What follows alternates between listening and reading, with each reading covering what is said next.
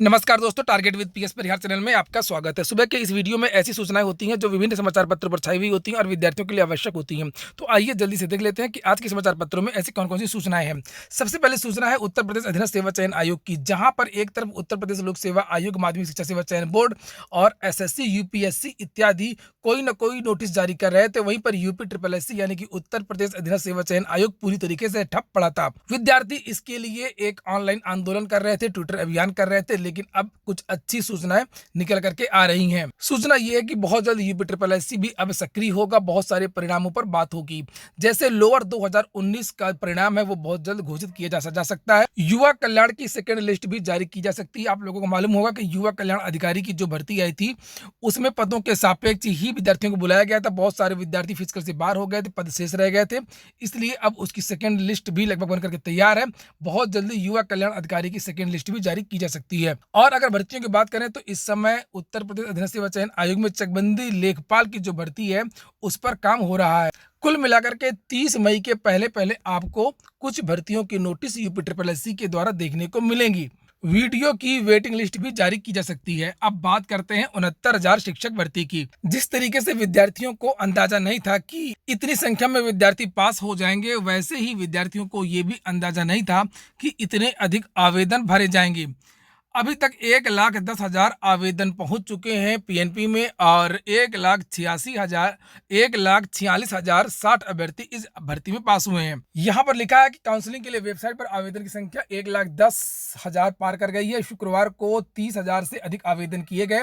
1,46,000 आवेदकों में 1,10,000 के आवेदन कर लेने के बाद अब 36,000 ही आवेदन शेष हैं। इसमें बड़ी संख्या में अभ्यर्थी मोबाइल नंबर बदलने और आवेदन में संशोधन की मांग कर रहे हैं। ऐसे में अब शेष 4 दिन में 36,000 आवेदकों को आवेदन करना है और ऐसी उम्मीद है कि लगभग अभी 20,000 आवेदन और आ सकते हैं। हालांकि मैंने भी आप लोगों को एक सर्वे में जब बताया था कि कितना गुणांक जा सकता है, तब कहा था कि 1,20,000 से ज्यादा आवेदन इस भर्ती में आ सकते हैं।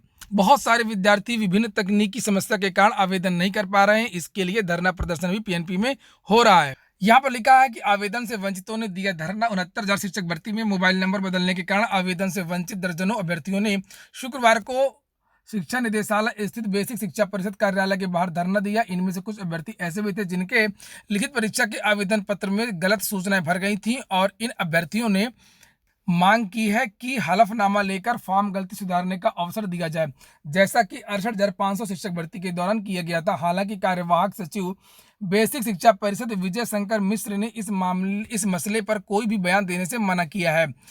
वहीं पर मोबाइल नंबर बदलने के लिए अभी तक कुछ नहीं हुआ है। लिखा मोबाइल नंबर बदलने से आवेदन नहीं कर पा रहे सफल अभ्यर्थी। बेसिक शिक्षा परिषद कार्यालय के बाहर जुटे दर्जनों आवेदक। ऑनलाइन आवेदन में ओटीपी पुराने नंबर पर ही भेजी जा रही है। मऊ के पंकज कुमार के लिखित परीक्षा के फॉर्म में अंकित मोबाइल नंबर स्थायी रूप से बंद हो गया है। इसके कारण दोनों फॉर्म नहीं भर पा रहे हैं। अभ्यर्थियों का कहना है कि 1.5 साल में मोबाइल नंबर बदल गया है या खो गया है, लेकिन क्या सिर्फ इसके आधार पर किसी को भर्ती से बाहर किया जा सकता है? अन्य अभ्यर्थियों का कहना है कि लिखित परीक्षा का फॉर्म उन लोगों के ने साइबर कैफे वाले से भरवाया था, तो अब इसके लिए विभिन्न जनप्रतिनिधियों से भी विद्यार्थी मिल रहे हैं और अधिकारियों से भी मिल रहे हैं और पीएनपी में धरना भी दे रहे हैं। ये देखिए उत्तर प्रदेश में मंत्री हैं जय कुमार सिंह जैकी और इन्होंने भी एक पत्र लिखा बेसिक शिक्षा विभाग को। लिखा, माननीय राज्य मंत्री जी, स्वतंत्र प्रभार बेसिक शिक्षा विभाग, कृपया श्री अजय पोरवाल पूर्व सभासद जनपद औरैया के संलग्न पत्र का अवलोकन करने का कष्ट करें, जिसमें इन्होंने अवगत कराया है कि बेसिक शिक्षा विभाग में 18 मई 2020 से 69,000 बेसिक शिक्षक भर्ती में काउंसलिंग प्रारंभ हो चुकी है। इसमें 6 जनवरी 2019 को संपन्न हुई सहायक अध्यापक परीक्षा में आवेदन के समय अभ्यर्थियों द्वारा रजिस्टर्ड किए गए मोबाइल नंबर को बंद अथवा बदले जाने के कारण विभिन्न जनपदों के सैकड़ों अभ्यर्थियों को काउंसलिंग की अद्यतन जानकारी नहीं हो पाने से इन्हें मानसिक तौर पर परेशानी हो रही है और इन्होंने उक्त परेशानी के निवारण हेतु बदला हुआ मोबाइल नंबर रजिस्टर्ड कराने का अवसर प्रदान करने का अनुरोध किया है। अतः अनुरोध है कि कृपया जनहित में उपरोक्त तथ्यों के दृष्टिगत उत्तीर्ण अभ्यर्थियों को उनका दूसरा मोबाइल नंबर अपडेट करने की कृपा करें। तो ये चीज़ें इन्होंने लिखी हैं, लेकिन अभी तक पीएनपी ने कोई भी इसके बारे में ठोस आश्वासन नहीं दिया है। वहीं पर अंकों में जो गलती हुई है, जो गड़बड़ी हुई है, उस पर भी कोई सुधार नहीं हो सकता है। लिखा है, फार्म में गलत अंक भरा तो रेस से हो जाएंगे बाहर। नीचे लिखा है कि चमनगंज कानपुर की चांदनी ने 69,000 शिक्षक भर्ती की लिखित परीक्षा फॉर्म में अपने स्नातक का पूर्णांक 800 की बजाय 900 लिख दिया। अब परिणाम आने के बाद इसमें सुधार के लिए परेशान है। शिक्षा निदेशालय स्थित बेसिक शिक्षा परिषद कार्यालय में प्रत्यावेदन देकर संशोधन का अनुरोध किया। इस तरीके से बहुत सारे विद्यार्थियों के नाम लिखे हैं और मांग की गई है कि ऐसे विद्यार्थियों को राहत दी जाए। अब बात कर लेते हैं ओवरलैपिंग की। ओवरलैपिंग के बारे में लगातार केस दर्ज हो रहे हैं। बात केवल ओवरलैपिंग की नहीं है, इस भर्ती के बहुत सारे केस दर्ज हो रहे हैं, खासतौर से भ्रष्टाचार को लेकर के। एफआईआर भी हो चुकी है, हाईकोर्ट में केस भी दाखिल हो चुका है और एक बहुत बड़ा केस सोमवार या मंगलवार को दाखिल हो जाएगा, जिसमें विभिन्न प्रकार के तथ्य, विभिन्न प्रकार के साक्ष्य दिए जाएंगे। और इस समाचार पत्र में यहाँ लिखा है ओवरलैपिंग को लेकर के, लिखा है ये देखिए, फिरोजाबाद के रोविन सिंह ने हाईकोर्ट की लखनऊ खंडपीठ में याचिका 4262/2020 कर 18 मई को जारी शिक्षक भर्ती के आवेदन के विज्ञापन को चुनौती दे दी है। रोविन का कहना है कि 69,000 भर्ती में पहले चरण में 5% अंकों की छूट का लाभ लेकर उत्तीर्ण होने वालों को अंतिम रूप से उन्हीं वर्ग ओबीसी, एससी और एसटी या अन्य आरक्षित वर्ग में समायोजित करना चाहिए। और इनका कहना है कि ये जो 5% की छूट दी गई है और सुपर ईटी है, ये इसी शिक्षक भर्ती का भाग है। नीचे लिखा है कि दावा किया कि लोक सेवा आयोग में यह व्यवस्था 18 दिसंबर 2019 से लागू हो चुकी है। उत्तर प्रदेश उच्चतर शिक्षा सेवा चयन आयोग में यह व्यवस्था पहले से ही लागू है और इन्होंने इस विज्ञापन को चुनौती दी है। इसके अलावा भी मैंने बताया था आप लोगों से कि 1-2 दिन में इसके 2 या 3 केस और हाईकोर्ट में दाखिल होने वाले हैं। हाईकोर्ट में केस दाखिल होने से पहले ही सरकार को इसके बारे में जानकारी देनी चाहिए कि आखिरकार आरक्षण किस तरीके से इन विद्यार्थियों को दिया जा रहा है। अब बात कर लेते हैं सुप्रीम कोर्ट के ऑर्डर की। सुप्रीम कोर्ट ने जो ऑर्डर दिया है कल, और वो ऑर्डर अपलोड ही हो गया है और सभी विद्यार्थी अपनी अपनी तरफ से व्याख्या कर रहे हैं और इंतजार है सरकार के बयान का। सरकार ने उसको न्याय विभाग को भेजा होगा। सरकार के अधिवक्ता, सरकार के कानूनविद जिस प्रकार से उस ऑर्डर को समझेंगे उसी हिसाब से निर्णय लेंगे। इसके बारे में बेसिक शिक्षा मंत्री का भी बयान आ चुका है कि सुप्रीम कोर्ट का जो आदेश होगा, जो ऑर्डर होगा, उसका पालन किया जाएगा। वहीं पर सुप्रीम कोर्ट ने पूरी भर्ती को तलब कर लिया है। 1,37,000 जो शिक्षा मित्रों के द्वारा जो समायोजन रद्द हुआ था, जो पद रिक्त हुए थे, उस भर्ती का पूरा विवरण मांगा गया, जिसमें सुप्रीम कोर्ट ने कहा था जब समायोजन रद्द हुआ था कि 2 चरणों में एक भर्ती निकाली जाए, जिसमें शिक्षा मित्रों को मौका दिया जाए और उनको भारांक इत्यादि प्रदान किया जा सकता है। वहीं पर छात्रों को अब ये उम्मीद लगी है कि जो 14 जुलाई का केस होगा उसमें 22,000 पद जो 68,500 शिक्षक भर्ती के खाली हुए थे वो जोड़े जा सकते हैं। और जब बहस होगी 14 जुलाई को, तब यह तथ्य रखा भी जाएगा कि आखिरकार इन 22,000 पदों का क्या होगा। अगर ये 22,000 पद इस भर्ती में जोड़ दिए जाएं तो ज़्यादा से ज़्यादा लोगों को नौकरी मिल जाएगी और जिनके मेरिट में कम नंबर है उनका भी चयन हो सकता है।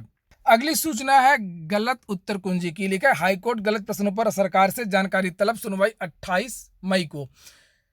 लिखा है इसी मामले में सैकड़ों की अर्जेंसी अर्जी निरस्त होने से अभ्यर्थियों में निराशा। इलाहाबाद हाईकोर्ट ने 69,000 अध्यापकों की भर्ती परीक्षा में सवालों के उत्तर गलत होने के मामले में एक अर्जी स्वीकार करते हुए सरकार से जानकारी मांगी है कि भर्ती परीक्षा की उत्तर कुंजी जारी होने के बाद हजारों अभ्यर्थियों ने प्रश्नों के विकल्प गलत होने या 2 विकल्प सही होने अथवा आउट ऑफ सिलेबस सवाल पूछे जाने की शिकायत की थी।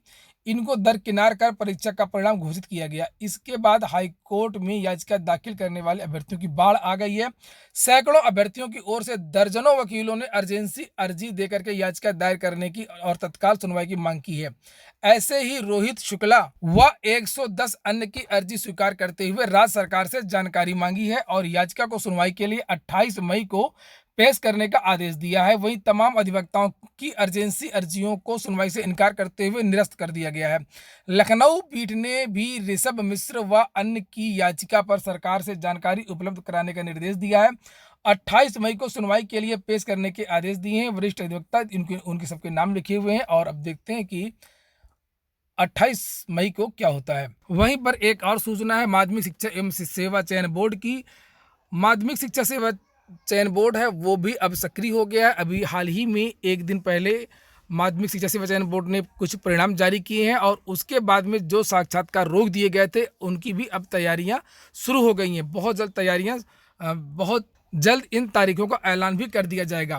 यहाँ पर लिखा है कि अशासकीय सहायता प्राप्त माध्यमिक कॉलेजों में प्रवक्ता व प्रशिक्षित स्नातक शिक्षक यानी टीजीटी पीजीटी के लंबित साक्षात्कार शुरू होने का ऐलान जल्द हो सकता है। माध्यमिक शिक्षा सेवा चयन बोर्ड उत्तर प्रदेश ने गुरुवार को टीजीटी 2016 गृह विज्ञान का अंतिम परिणाम घोषित करके इस संबंध में संकेत दिए हैं और चयन बोर्ड में पूर्व में घोषित साक्षात्कार 5 अप्रैल तक चलने थे, लेकिन 20 मार्च को अगले आदेश तक स्थगित कर दिए गए थे। अब लॉकडाउन खत्म होने का इंतजार किया जा रहा है। चयन बोर्ड में प्रवक्ता व प्रशिक्षित स्नातक शिक्षक चयन 2016 के साक्षात्कार लंबित हैं। इसकी लिखित परीक्षा फरवरी व मार्च 2019 में कराई गई थी। कई विषयों का इंटरव्यू पूरा होने के बाद में परिणाम जारी नहीं किया गया। तो ऐसी चर्चा है कि जैसे ही लॉकडाउन समाप्त होता है वैसे ही माध्यमिक शिक्षा सेवा चयन बोर्ड के जो साक्षात्कार हैं उनकी तिथियां घोषित की जा सकती हैं।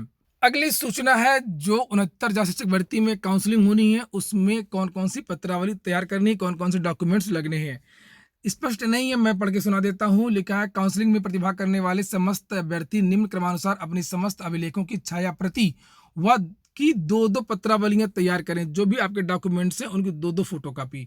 नंबर 1 तो आवेदन पत्र है, जो आपने आवेदन किया था वो आवेदन पत्र, ई आवेदन पत्र जो संबंधित जनपद हेतु भरा गया है।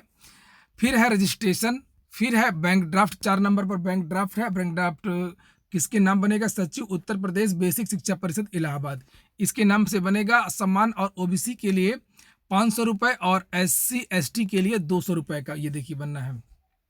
विकलांगों के लिए बैंक ड्राफ्ट ये निःशुल्क रहेगा, इनको कोई ज़रूरत नहीं है। नीचे लिखा है कि समस्त शैक्षिक व प्रशिक्षण संबंधी मूल अभिलेख, जाति, निवास, विशेष आरक्षण संबंधी प्रमाण पत्र जो दिनांक सहित स्व प्रमाणित छायाप्रति ई आवेदन में दर्ज सूचनाओं की पुष्टि की जा सके। अभिलेख 20/8/2018 के पूर्व अनिवार्य। नीचे लिखा है कि हाई स्कूल का अंक पत्र और प्रमाण पत्र, इंटरमीडिएट का अंक पत्र और प्रमाण पत्र, स्नातक के समस्त अंक पत्र व प्रमाण पत्र, डिग्री और प्रोविजनल डिग्री भी, BTC BEd जो भी आप लोगों ने किया है, DLED इत्यादि, उसके अंक पत्र और प्रमाण पत्र, TET या CTET जो भी किया है उसका प्रमाण पत्र। नीचे लिखा है जाति प्रमाण पत्र, निवास प्रमाण पत्र, कम से कम 5 वर्ष का निवास हो, विशेष आरक्षण यदि विकलांग, स्वतंत्रता संग्राम सेनानी इत्यादि जो कुछ भी हो। फिर है 4 पासपोर्ट साइज रंगीन फोटो, पहचान पत्र की छाया प्रति और 100 रुपये का जुडिशियल स्टाम्प पर फोटो युक्त शपथ पत्र और एकमात्र जीवित पति या पत्नी होने का शपथ पत्र। और फिर है बैंक ड्राफ्ट की छाया प्रति भी चाहिए। तो इतने डॉक्यूमेंट्स आपको काउंसलिंग में लगेंगे। इसके बाद में SSC की जो परीक्षाएं हैं उसका जो फैसला है वो 1 जून को होगा। ये भी समाचार पत्र में दिया हुआ है। कर्मचारी चयन आयोग की भर्ती परीक्षा पर निर्णय चौथे चरण के लॉकडाउन की अवधि पूरा होने के बाद लिया जाएगा। 31 मई को चौथे चरण के लॉकडाउन की अवधि पूरी होने के बाद 1 जून को आयोग की बैठक करके स्थिति पर विचार किया जाएगा। तो ठीक है दोस्तों, ये हो गया आज का वीडियो। अगर आपको अच्छा लगा हो तो लाइक कर दें। जिन मित्रों ने target with PS Parihar app को डाउनलोड ना किया हो डाउनलोड कर लें, अथवा targetwithpsparihar.com वेबसाइट है, यहाँ पर भी जा सकते हैं। UPSSC की सभी परीक्षाओं के टेस्ट सीरीज उपलब्ध करा दिए गए हैं और उत्तर प्रदेश लोक सेवा आयोग की भी सभी परीक्षाओं के जो टेस्ट सीरीज है, मॉक टेस्ट है, वो उपलब्ध करा दिए गए हैं। करंट अफेयर का एक नया भाग भी अपडेट कर दिया गया है। पूरा वीडियो सुनने के लिए बहुत बहुत धन्यवाद।